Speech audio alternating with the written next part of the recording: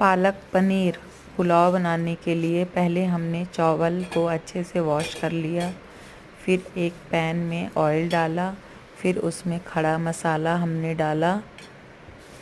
फिर वॉश किए हुए चावल को हमने इस पैन में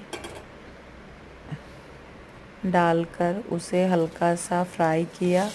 फिर उसमें हमने पानी डाला और उसे बीच बीच में चलाते रहें।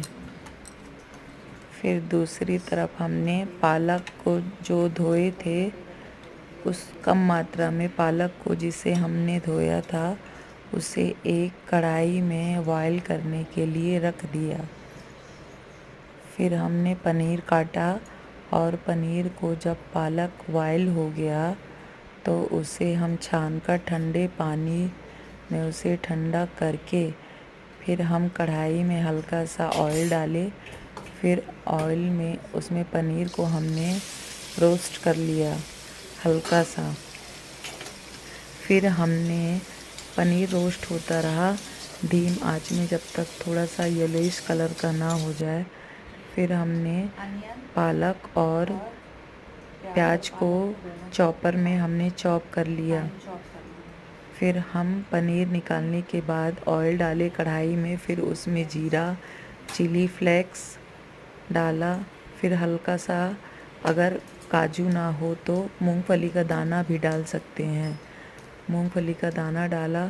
फिर इसमें पालक और प्याज का पिसा हुआ, ग्राइंड किया हुआ हमने डाला। फिर उसको हम भूनते गए जब तक उससे ऑयल ना छूटे। फिर चावल लगभग कुक हो गया था। फिर हमने इसे छाना।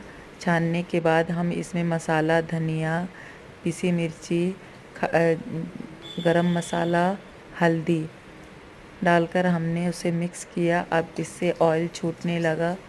फिर हम इसमें पनीर ऐड किए। फिर पनीर को हम चलाते रहे। फिर थोड़ी देर बाद हम इसमें सॉल्ट डाला। फिर उसको फिर चलाया। फिर हम राइस डाले और राइस में इस ग्रेवी को, पालक पनीर ग्रेवी को धीरे धीरे करके मिक्स किया। फिर उसमें 2 टेबल स्पून हमने घी डाला, जिससे उसका स्वाद अच्छा होता है। फिर हम इसको धीम आंच करके फिर उसको हमने एक ढक्कन से ढक दिया। फिर हम उसको ओपन किए तो ऐसा था हमारा